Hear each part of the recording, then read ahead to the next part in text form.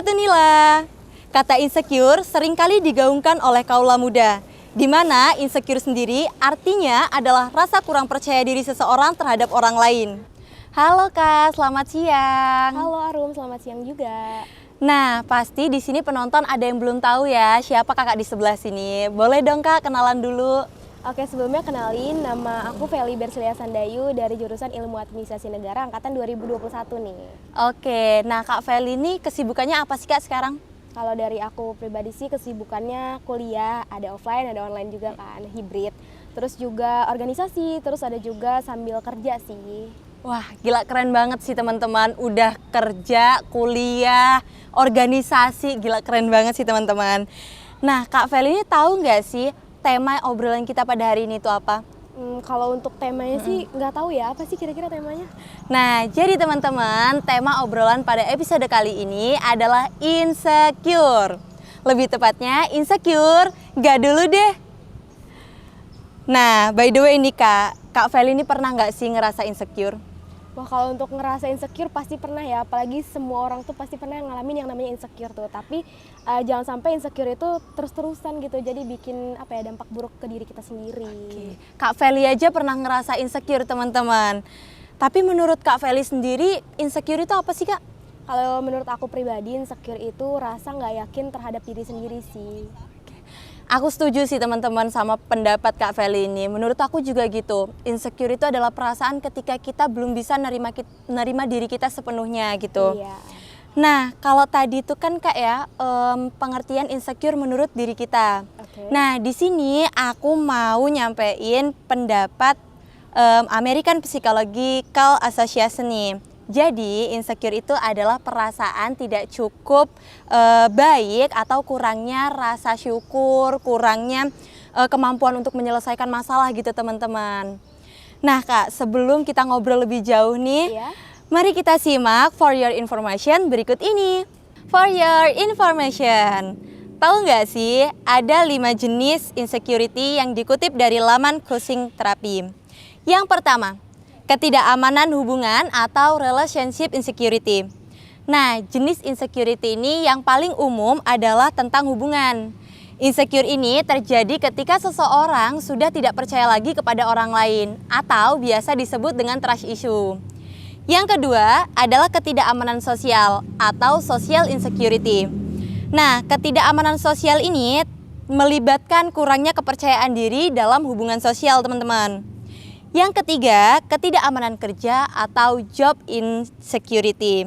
Nah, tentunya insecure kerja ini terjadi di lingkungan kerja. Tapi, siswa dan mahasiswa juga bisa merasakan insecure. Mereka akan mempertanyakan tentang kecerdasan, kemampuan untuk menerapkan pengetahuannya sesuai dengan kebutuhan. Yang keempat, ketidakamanan citra tubuh atau body image insecurity. Beberapa orang mungkin akan insecure ketika ada bagian tubuh mereka yang dihakimi oleh orang lain. Yang terakhir yaitu adalah ketidakamanan kebutuhan dasar, yaitu basic deep insecurity.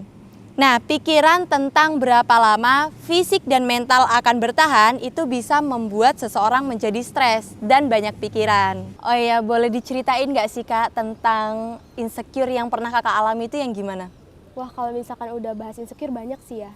Ada kalau misalkan yang namanya body image. Nah, biasanya tuh kita ngerasa nggak cantik. Apalagi tuh biasanya di Indonesia sendiri punya beauty standar nggak sih? Misalkan perempuan itu harus putih, terus harus kurus. Kalau misalkan gendut juga harus kurus juga. Atau kalau terlalu kurus harus gendut gitu kan. Banyak banget. Terus juga mungkin ke relationship juga pernah kayak ngerasa nggak pantas dicintain gitu sama orang lain. Ke kemampuan juga pernah, misalkan kayak kok ngerasa diri ini gini-gini aja sih gitu. Jadi banyak banget sih. Terus di circle juga pernah. Biasanya tuh kalau di circle kayak kok gue ini nggak bisa ya ngobrol sama orang lain kayak orang-orang pada umumnya gitu. Jadi apa yang ngerasa nggak pantas aja gitu di diri sendiri gitu. Nah, kalau menurut Kak Feli nih, faktor yang menciptakan insecure itu lebih dominan ke faktor internal atau eksternal sih Kak? Kalau dari Feli pribadi tuh mungkin lebih ke eksternal ya. Kenapa Kak? Karena gini, biasanya kita udah ngerasa cukup untuk diri kita sendiri, tapi kadang ada stigma dari masyarakat yang kayak, kok kayaknya nilai kamu kurang cukup deh kalau misalkan buat A, kok kayaknya kamu kurang kurusan deh kalau misalkan mau dapet cowok, kok kayaknya kemampuan kamu tuh kurang bagus sih kalau misalkan mau ikut lomba dan sebagainya tuh. Biasanya dari kata-kata orang yang bikin kita tuh jadi minder gitu buat ngelakuin sesuatu gitu, jadi ke eksternal sih. Kalau Kak Feli ini lebih dominan insecure-nya itu tentang apa, Kak? Kalau boleh tahu. Kalau dari aku pribadi lebih ke kemampuan ya, karena kemampuan. kan biasanya tuh ngelihat teman-teman udah punya prestasi banyak dari berbagai jurusan kan pasti temennya.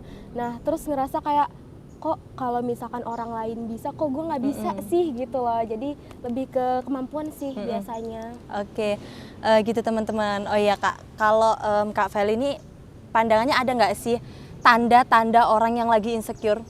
Kalau untuk tanda-tandanya ya, biasanya dia itu kurang suka sama kemampuan diri dia sendiri. Jadi lebih sering menonjolkan, sering bilang ke orang-orang kayak, kok gue terlalu kurang ini, terlalu kurang itu. Terus juga ngerasa selalu ngerendahin diri dia sendiri ke orang lain. Dan lebih ke body shaming terhadap diri sendiri tuh biasanya yang lebih sering. Kayak, teman-teman gue pada cantik, kok gue enggak gitu loh. Banyak sih sebenarnya. Oke. Jadi kan ini ya Kak, kalau bertambahnya usia itu kan masalah semakin kompleks nih. Iya. Nah dulu waktu kita kecil kan kayaknya kita tuh sering cemburu kalau teman kita punya mainan banyak gitu ya. Bener. Nah kalau menurut Kak Feli nih, insecure itu bisa berubah-ubah gitu nggak sih Kak seiring berjalannya waktu?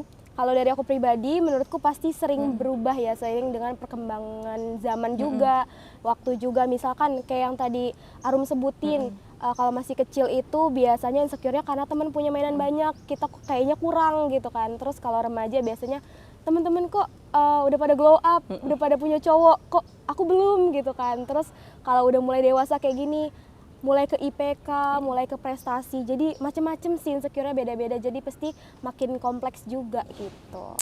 Oke, nah teman-teman bisa kita lihat dari sini kalau sebenarnya Kak Feli ini kayaknya udah bisa mulai ngontrol nih insecure di dirinya, bener nggak Kak? Bener, alhamdulillah ya udah bisa ngurangin, karena kalau misalkan insecure terus kita nggak bisa berkembang juga kan gitu. Keren banget sih, tapi sewaktu masa insecure dulu ada nggak sih Kak hal yang diakibatin dari insecure itu? Wah, dampaknya pasti banyak banget ya kalau misalkan kita selalu insecure.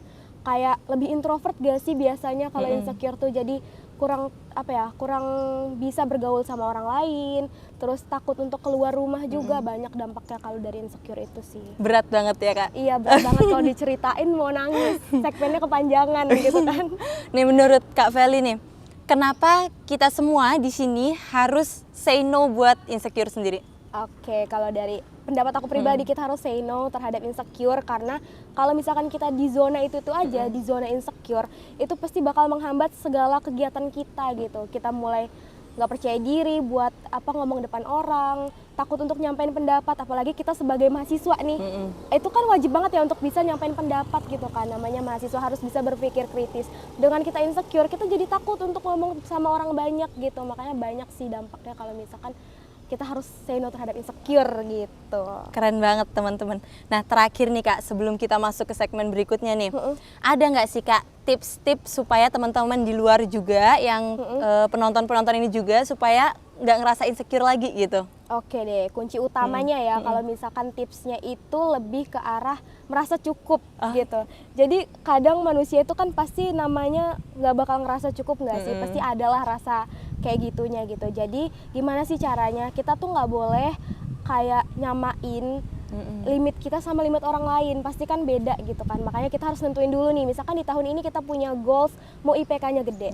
Nah berarti kita udah nentuin kan goalsnya itu apa. Ya udah kita tinggal cari tahu kita bisa nggak sih nge-achieve itu. Terus kita juga harus tahu limit kita tuh sampai mana. Terus kita bisa nggak sih nge-implementasin hal tersebut ke orang lain. Misalkan orang lain itu kalau misalkan ngerjain tugas ada yang mepet deadline tapi nilainya bagus. Sedangkan kalau dari kita pribadi, karena misalkan nggak pinter-pinter amat lah bahasanya, berarti kan kita harus yang namanya nyicil, tugasnya dicicil gitu sih. Jadi harus tentuin goals dulu, terus kita harus cari tahu limit kita semana, baru kita harus cari tahu implementasiinnya bisa nggak ke kehidupan sehari-hari gitu sih. Oke.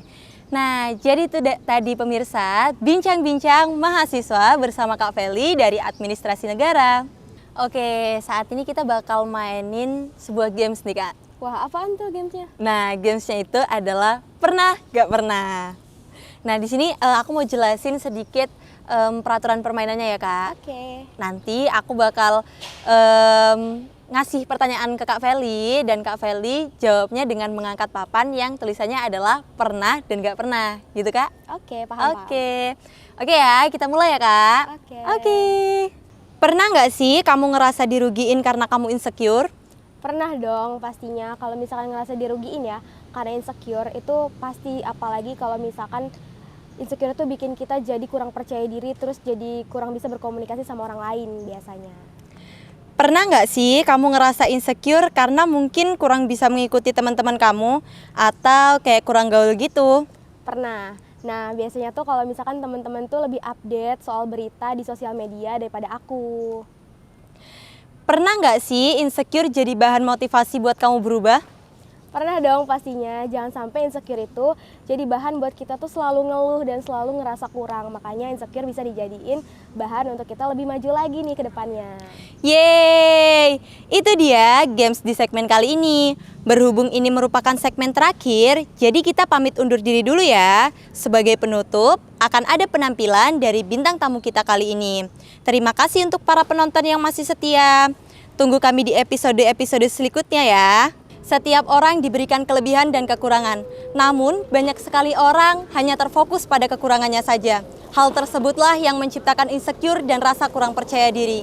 Kita tidak boleh terlarut dalam insecure tersebut. Dan kita harus bangkit, kita harus fokus pada kelebihan kita. Sekian episode BBM kali ini. Terima kasih untuk para penonton yang sudah menyaksikan. Tunggu kami di episode berikutnya. Bye-bye and see you!